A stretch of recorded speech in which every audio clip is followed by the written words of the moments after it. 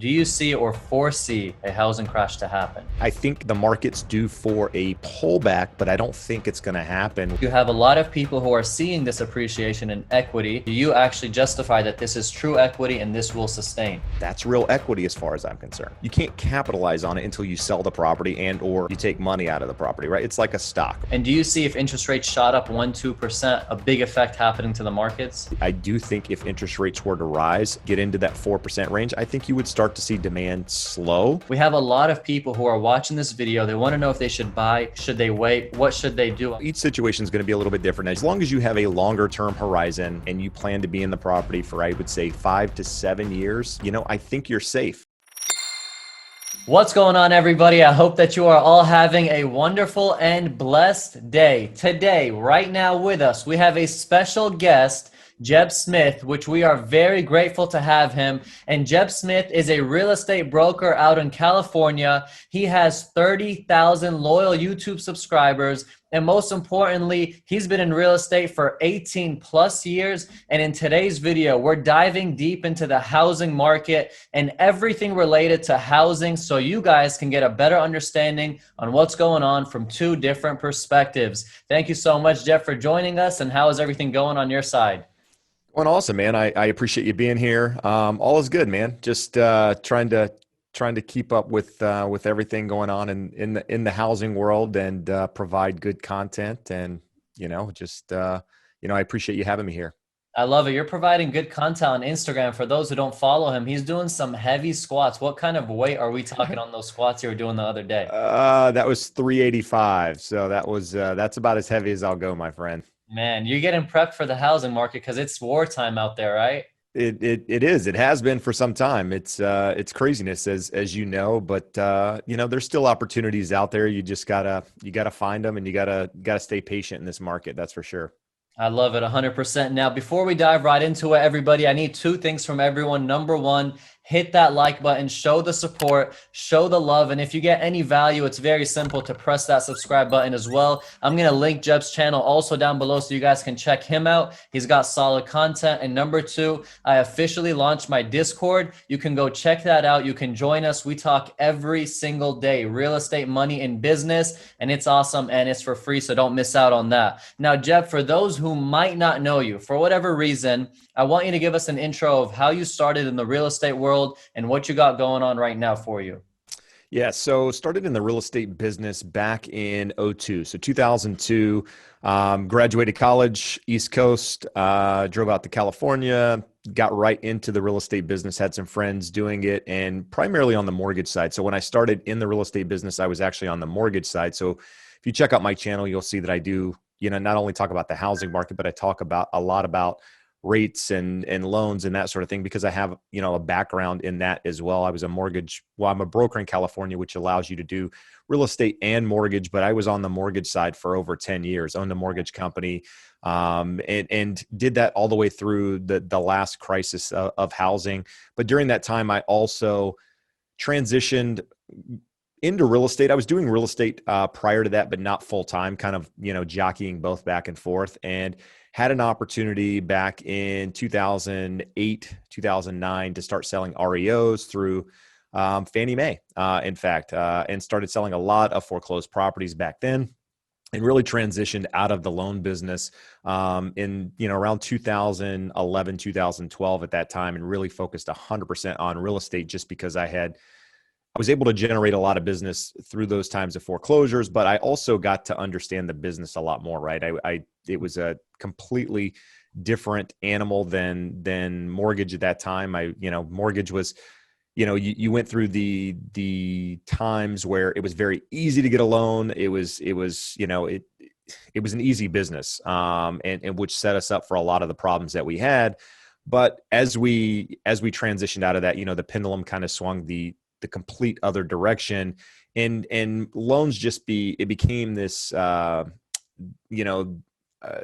conversation with every client, had to coach them through every transaction, because I was constantly chatting with clients, trying to help them understand why getting a loan now during that time was completely different than what they had done 3 to 4 years prior to that. And people didn't understand it. So I felt like a a psychologist, and helping people get through the process. And I really didn't enjoy it anymore. And so transitioned into real estate, and I found at that time there was a lack of qualified. I don't know if qualified is the right word, but a lack of professionals in the business, and really a lack of education and coaching, buyers and sellers through the process. And so that kind of got me on the journey to where I am now.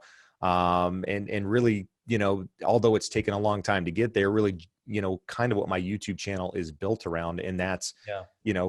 Coaching, educating, empowering home buyers and helping them understand what they're doing and trying to make sense of a market that no one has really seen, anything like this, at least in our tenure as real estate professionals. That's awesome. So let me ask you this. I started in the foreclosure business when I was 18 years old. I would go to the auctions, I raised some money from investors, and I would buy them and flip them, buy them and flip them nonstop. And that's what I was doing. And I recently stopped about a year and a couple months because of the moratoriums and because foreclosures aren't happening and all these forbearances. But when you say that you were in the mortgage business, then you were in the REO business where you were selling and helping Fannie Mae and them selling those properties. Were you business savvy to where you saw that opportunity to want to at least pick up a property or two? Or were you, I feel sometimes real estate agents just do their task and not realize that there's actually an opportunity they can maybe grab. When you were doing it, were you looking at that opportunity, or were you just like, let me make my commission and my sales? Great question. I a little bit of both, right? As an agent working for Fannie Mae, unfortunately, we weren't allowed to buy properties. We had to have an arm's length transaction to anything that was happening there. So it was Okay. kind of one of those things that, even if you wanted an opportunity at properties, there was kind of a slim chance that you could actually get in there. And now, and with that said, even during those times, I mean, there were times where there was multiple offers on these things, because when they originally started coming to market, they didn't realize what they had, right? I mean, they were selling these things under value in a lot of ways. They weren't fixing them up. They weren't doing anything. They were selling them, and they were truly distressed. But as that process continued, I would say later into 2011, probably beginning of 2012, they understood that if they put carpet, if they put paint, if they put new appliances in the property, they could pretty much sell them at fair market value at that time. And while it was a distressed property on paper, it wasn't really selling at a distressed price. So, and that's really the time when, to be completely honest, the market really started to change, right? The end of 2012, beginning of 2013 is when we really started to see an increase in value of properties coming out of that housing crisis. And to be completely transparent, even a real estate agent with boots on the ground selling a lot of property at that time, I didn't think we were to that point yet where we were going to see the type of appreciation that we did. And fortunately, I bought my primary residence at the end of 2012. And by, I would say, March or April of 2013, I'd already gained, 5-10% equity in the property at that point, just because 2013 started that leg up out of the last housing crash. And really since then, we haven't seen any significant pullbacks in the market since that time. Okay, so I'm going to just throw this before we even get inside the details, but with everything going on in this market right now, do you see or foresee a housing crash to happen? It depends on what you're talking about. I don't see a crash. I think the market's due for a pullback, but I don't think it's going to happen personally speaking, within the next 2 years or so. I just think you've got too many factors playing in it, too much government intervention for anything to really to see any viable pullbacks in the market. Now, personally speaking, I think that you can't continue to have appreciation at 10% a year over year, and that be sustainable.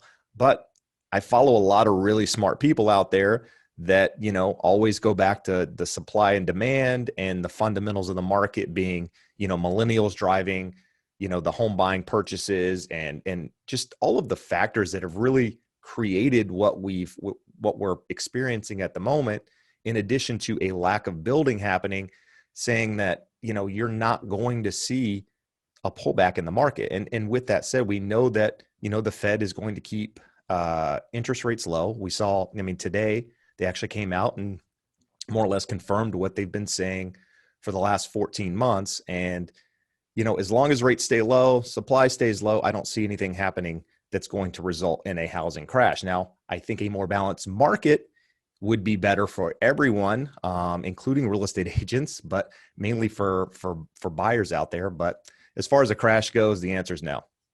You just depressed too many people. You Every know, I mean, everybody was that's what everybody's asking, right? They want to know. And I said that in the beginning because if they don't last until the 30th, 40th minute, I wanted them to hear your perspective on that. But we're gonna dig deeper. And as I dig deeper, you're gonna be able to give a more balanced answer because I did just throw you something that's more generalized. Now, right now, when you talk about having appreciation in the real estate, having equity in your property, I've seen 15% in some states. Austin is almost hitting 20% year over year. Let's say, for example, for me, I purchased my house in December 2020. This was maybe 5 months ago.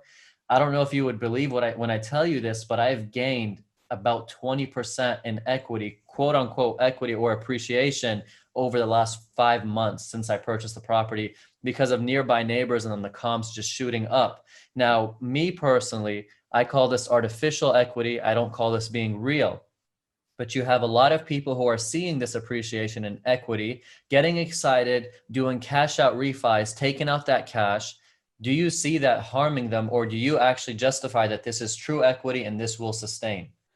I at the moment I think it's real equity in the property, and I say that coming into where we are right now. But I mean, as you start to pull equity out of property, right? So 2020 gained, more equity for homeowners ever in the history of home ownership, right? It's like 1.2 trillion, or I forget the exact numbers, but people have more equity in their properties now than they've ever had. At the same time, they have more savings than they've ever had as a whole. Now, I realize a lot of people in 2020 suffered, and there was a lot that happened where it messed up people's finances, credit, so on and so forth. But that didn't happen as a whole, right? I mean, I do realize that 2020 widened, if you will, the wealth gap. So, a lot of the people that owned real estate, owned equities, did fairly well, right? Because both did well. The people that didn't own either didn't gain that appreciation in real estate. They didn't gain that appreciation in equities and stocks and whatever it is.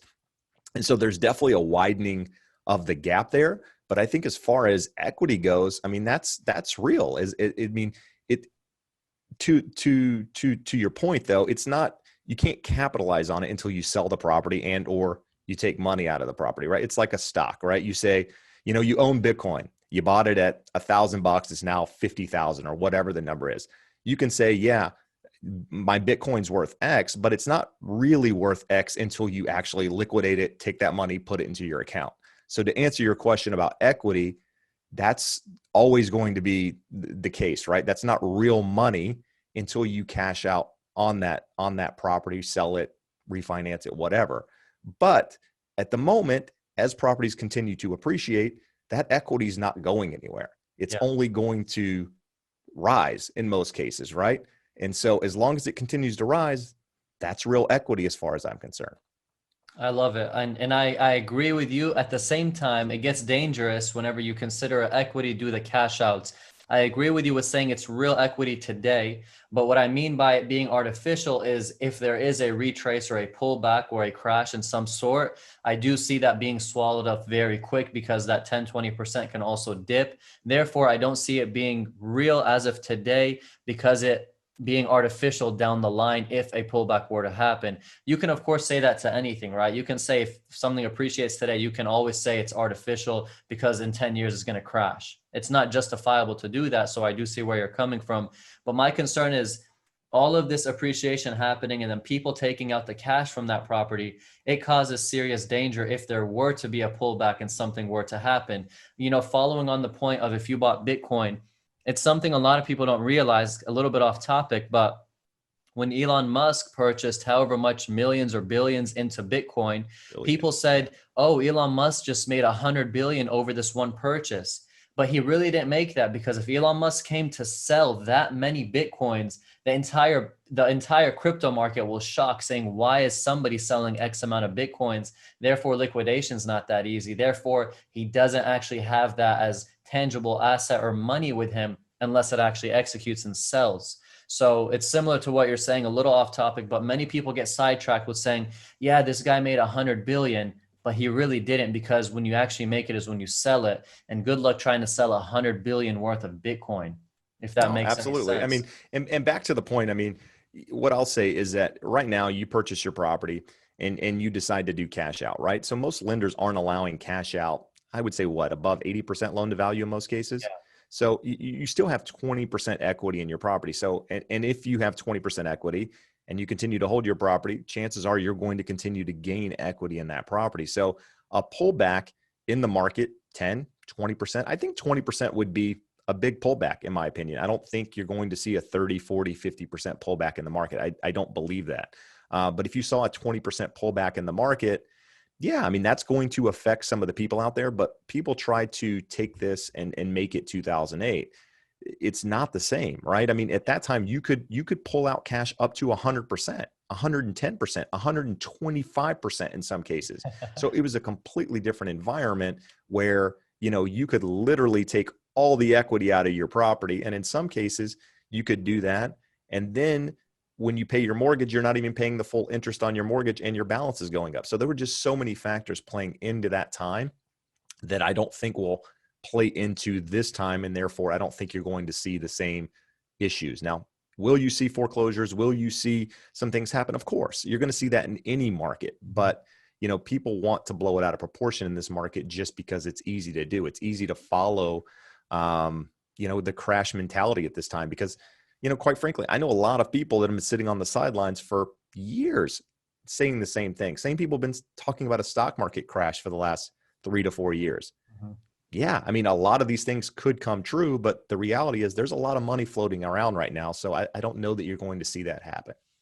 I agree. In 2017, I was getting advice from a lot of people in the real estate world. They're like, Karam, stop buying any flips from the auction, stop buying foreclosures. Give it some time. The market is way too hot. It's going to crash. You don't want to get stuck with a bad property. I took off for 4, 5, 6 months only to realize nothing happened. So then I jumped back in.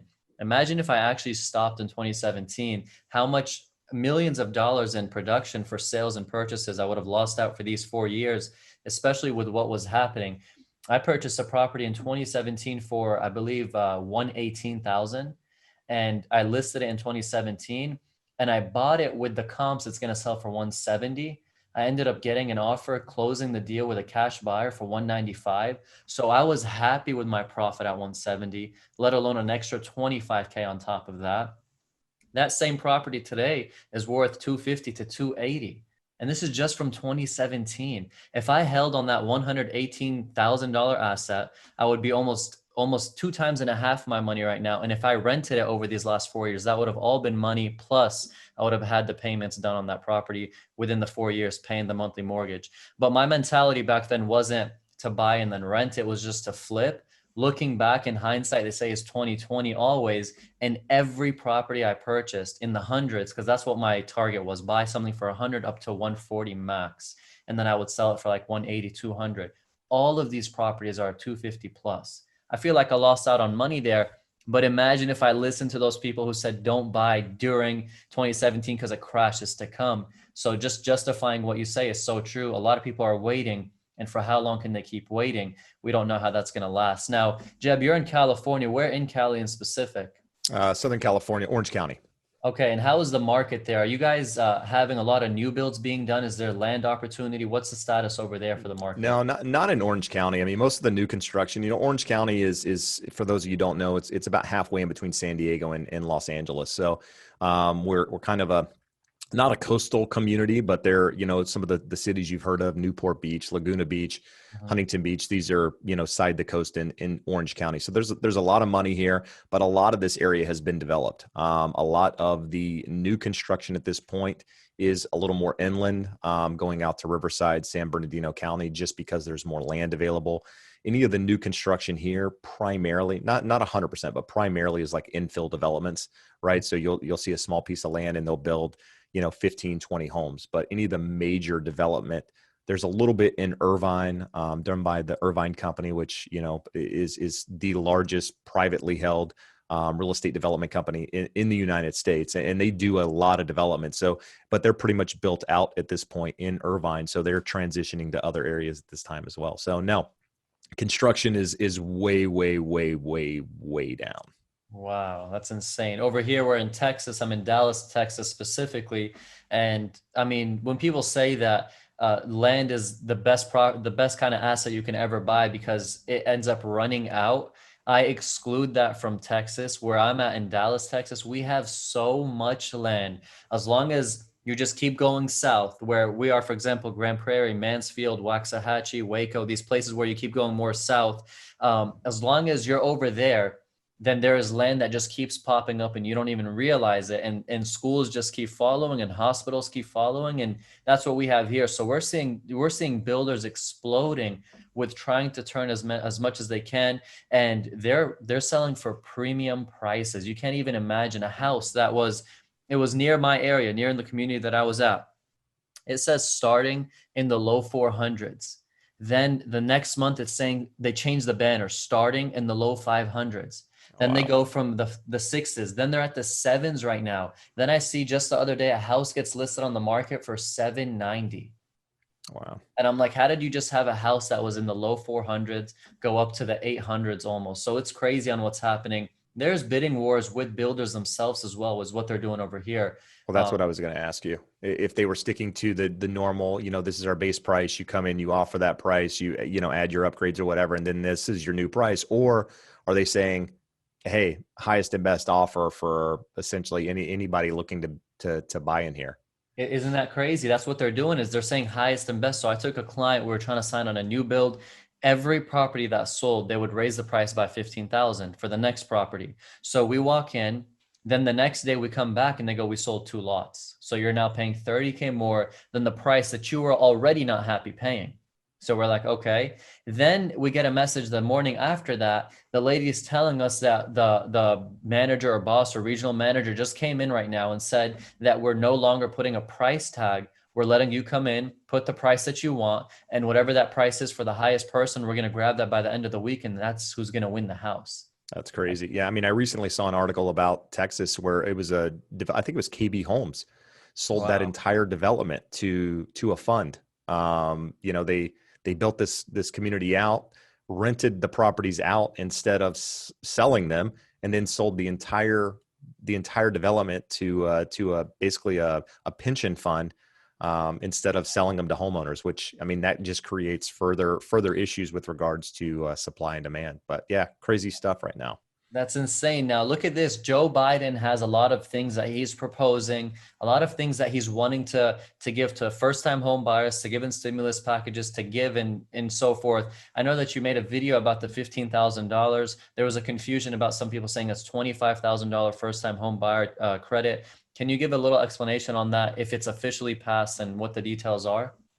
Yeah. So, I mean, the headline, 2 weeks ago, was that there was a $25,000 grant coming out, and it was Biden's grant or what have you. And the reality was it had nothing to do with Biden. It was Maxine Waters that came out and with the idea that there's going to be a first time home buyer grant for 25 grand. And it was primarily for a certain demographic or, lower income and so on and so forth. And it didn't really, there was a lot of people that wanted it to pass. And at that time, you couldn't have, actually, your parents couldn't have owned a home, which was crazy, right? So, I mean, regardless of your parents' financial situation and where they've been and what they've done, their idea was that if your parents have owned a home, you're better off than the majority of people out there, so you can't use this grant. Well, since then, we've actually seen a bill come to light. So this is coming from two Democrats, I believe, one out of Oregon, one out of California, with regards to something that's going to go before Congress and actually get voted on. And this is a $15,000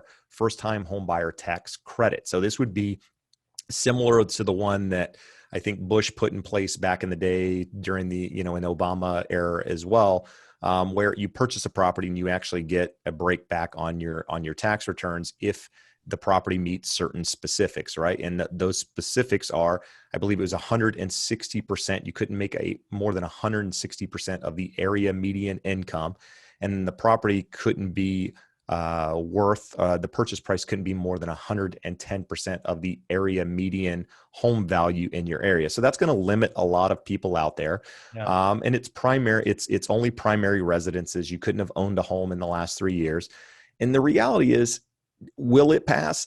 I don't know. I don't think you're going to be able to get everyone on board at the moment just because of where things have gone with regards to housing. Because I think a lot of us in the industry, and I'm not going to throw you in there, but you can chime in on your opinion as well, believe that this would only add fuel to the fire, right? It would only increase demand, which would likely cause further strains on supply, so on and so forth. So, I think they could use it as a backup if we started to see housing slow. They could use something like this to continue to further stimulate housing, or they make it part of a larger infrastructure bill, that sort of thing, where it's one of the pieces of the puzzle and everybody, both sides, kind of give and take in what they want.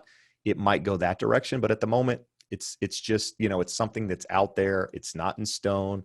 A lot of people are wondering how they can take advantage of it. And at the moment you can't, right? You're waiting on probably two parties to a little give and take and figure out where it goes. That's crazy. I feel that it's just real complicated. I mean, you got demographic specifics, you got median price specifics, and it's not like here's $15,000, put that towards your down payment. It's like you'll get the benefit at the end of the year on your taxes. I don't know. I feel like it's more deep and more detailed than many think. It's just here's 15K, get out and running and start buying for your down payment. Just and it was up to 15K actually, by the way. It wasn't 15K, and I forgot to mention that. It was, the max you could get was 15K. I think it was 10% of the purchase price. So if it was 100,000, you would get 10, and up to 150, you would get 15, and then anything above 150, essentially you would get that 15,000. So, a lot of people read the headline and that's it, and without diving into the details, and there's a lot of details there, and I think, again, it's there to help low, moderate income families get into property, but I don't know that the way it's currently structured that it's really useful in that regard. But who am I to say? I mean, and I have clients who are buying properties, and I'm not even kidding you. Just last week, I'm putting almost 6-7 offers. Here's a 30K plus offer. Here's a 50K plus offer. Went up to 70K plus. And for us here in Texas, specifically Dallas, and you're not in the luxury markets, and we have prices for $200,000, $300,000, $400,000. Very, very. It's not rare. It's very common. So when I come to you and I tell you that you wanted 250 for your house, here is 320. As a seller, you're supposed to get a heart attack, take it and run. Oh, absolutely. Right? But you're still getting the agent calling you back and saying, I'm sorry to let you know that you didn't win the house. And they're only calling you back if you built that relationship quick enough. Otherwise, there's 20 other people that don't even reach back out to, and you're just in the dust. And then you have to reach out and you have to check online to see if it's active, under contract, or pending. It's crazy. And what's crazier is that I was reading today in the morning, headline news, just like everybody's doing, right? Reading the headline news. But I dug deeper into it because, for those that don't know, I'm in commercial real estate. I do maybe 80% of my business in commercial real estate. I do 20% residential. I started doing flips, and then I started to do residential in the luxury markets, opted out of it because it was just too emotional for me. And then I now do, you can say, full-time commercial. I only do residential when it's in-house or when it's referred to me. I don't hunt for the business. So what Joe Biden proposed, which is what I was reading this morning, gave me a heart attack, which is you can't, 1031 exchanges, basically, he's trying to somewhat eliminate them to an extent of, a 1031 exchange means if you profited on a property, you bought it for $1 million, you sold it for $2 million, you have a gain in there for $1 million. If you actually took the money of that $1 million gain that you did, you're going to pay capital gains tax of about 20% on that money. Typically, what big time investors do is they take that 1 million profit, plus they take their 1 million initial investment, move it to a bigger asset, and they just keep on rotating it. So Joe Biden is saying that you can't do that anymore. What he's proposing is if you make 500,000 or more in a gain, then you're going to have to be, you're forced to pay taxes on that. If you make 500K or less, then you can still do a 1031. Now, let me ask you this, and let me ask everybody who's watching this. How many big time properties, big assets, commercial properties, shopping centers, office towers, multifamily buildings are not going to net you more than 500K?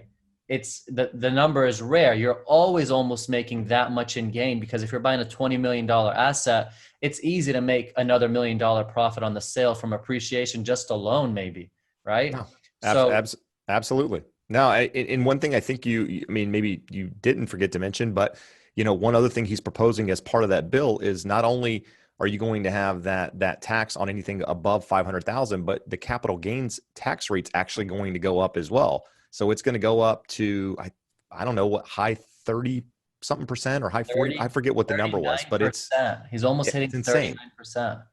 Yeah. So not only are you going to get taxed on the gain above that, you're also going to get taxed at a higher tax rate. So yeah, that's going to, I think that's, I mean, what I see happening, and you're in the commercial world, I'm not, but I see people holding on to property longer in that case. I Yeah. mean, you won't see people roll that property quite as much, because you're going to end up, it's going to end up costing you more money to sell it than it would be just to hold that asset for a longer period of time. 100%. So now you're talking about inventory in commercial real estate, just in general, big assets in real estate. They're not going to want to sell them. What many people I would assume are going to do, if they never had an intention to sell them this year or next year, and this actually passes, remember it's a proposal, I see many people actually holding that asset until new presidency possibly comes in or new administration comes in, praying that that president or that new administration is going to take off the 1031 and bring it back to the investor. So that's an option which lowers inventory.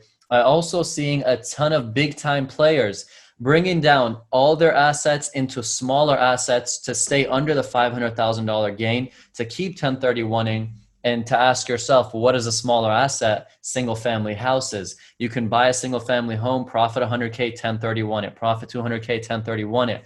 And the bigger players might start doing that, which already the housing market being so hot, you do not want that to start coming in as well.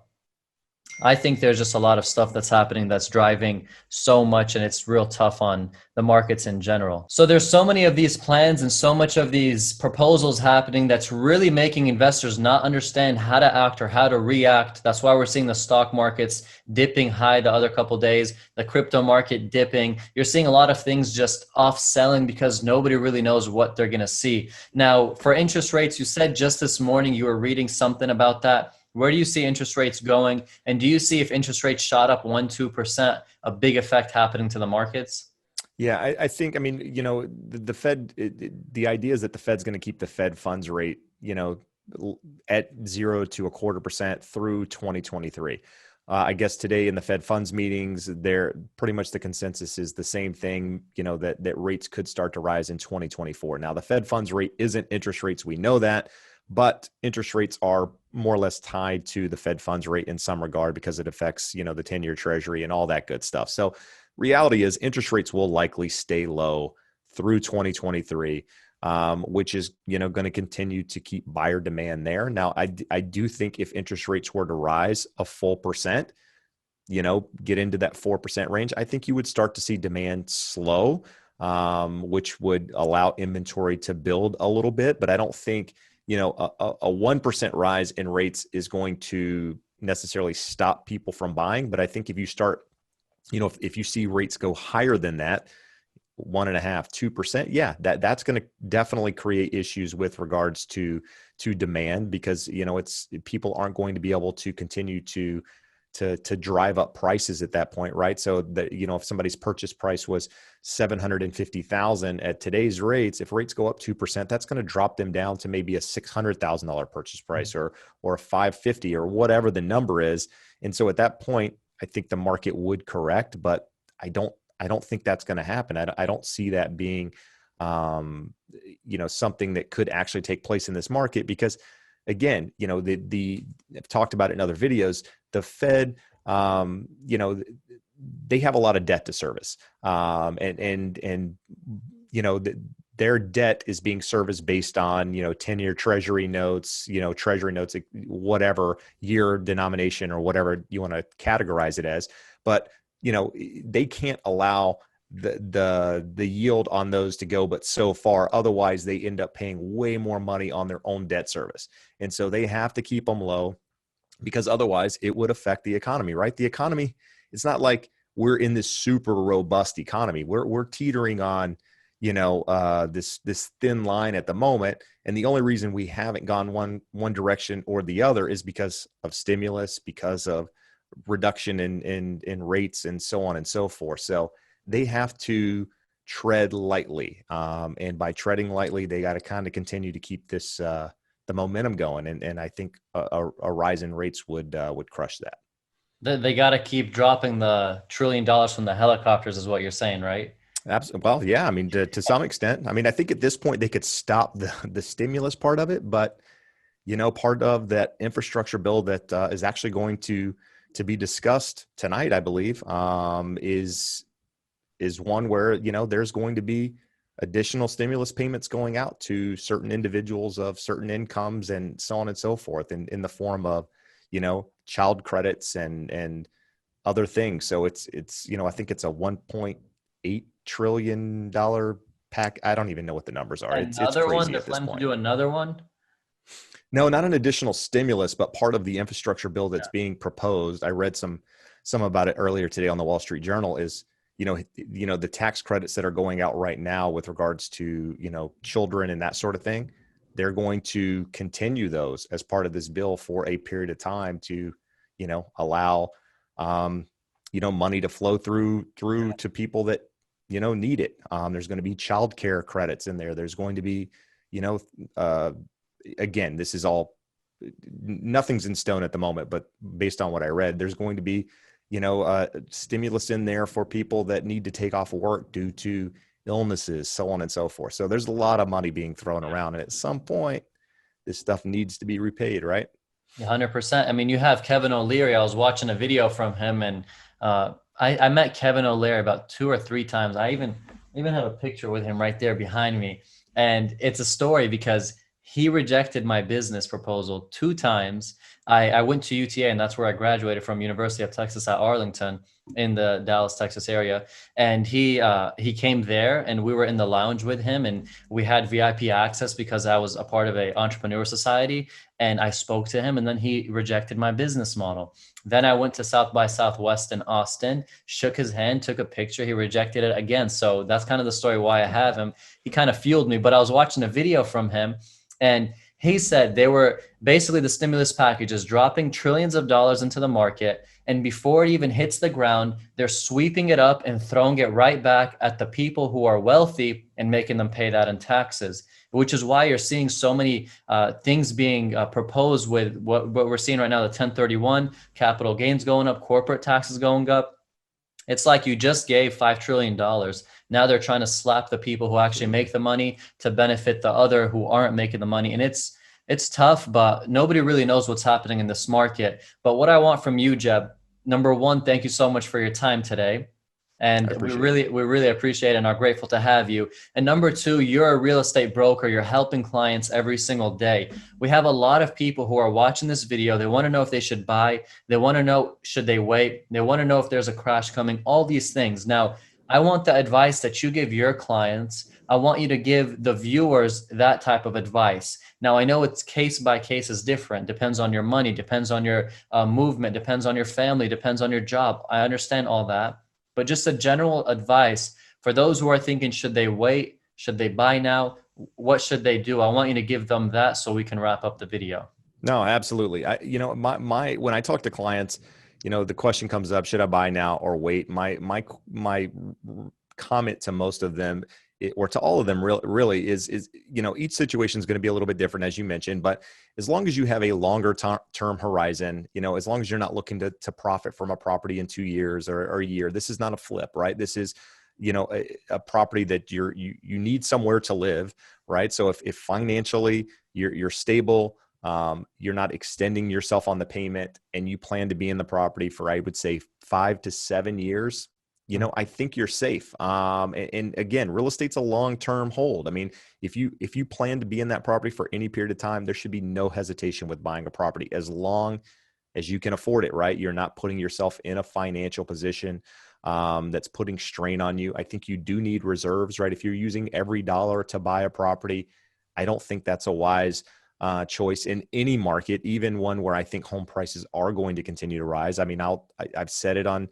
many videos, I think you'll see home prices higher a year from now. I honestly believe that. So I think by waiting, you're going to end up paying more for a property, but that's not me here selling you that you need to buy. Each situation is a little bit different, but I think, again, as long as you have that longer term horizon, you're going to be safe. So there you have it, guys. You heard it from Jeb himself. If you're planning to buy yourself a house, you've been waiting and you're ready to make that move and you got the finances and you are motivated to make it happen, please don't jump into that house trying to sell it in 2 years, because if a market does the opposite, it's going to hurt and you guys don't want to jump into that. But in general, if you're planning to stay there for a while, couple of years, 5 plus, maybe 10 plus, whatever it is that you might jump in this for, then make the move if you feel comfortable, confident, and able to do so. You guys heard it from Jeb. And also my opinion, my advice that I give my clients, this is very, very conservative, but it's if you can afford the move-in cost, you can afford the furniture, you can afford the down payment, you can afford all of that, plus have 12 months in reserves in your bank account, I would feel very comfortable going in, assuming you lost your job and make no money, but you can still survive for a year.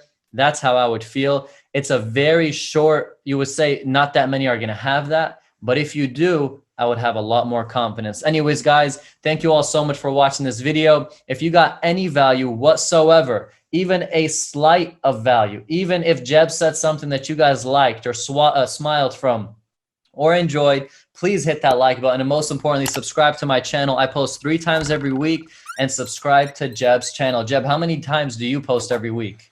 It varies, man. Somewhere between 4 and 5, depending on the week. So usually, yeah, just say 4 on average. Okay, so those who subscribe to me for 3, you now have 2 more extra videos per week if you like Jeb's content to watch. So you guys have to go subscribe. I'll drop the links down below. And most importantly, guys, if you enjoyed this and you liked it, share it with other people that you love and want them to get the same knowledge that you just got. And thank you all so much, Jeb. One more time, thank you so much. And I appreciate you coming by. Appreciate it, man. Thank you. All right, guys, be safe and we're out.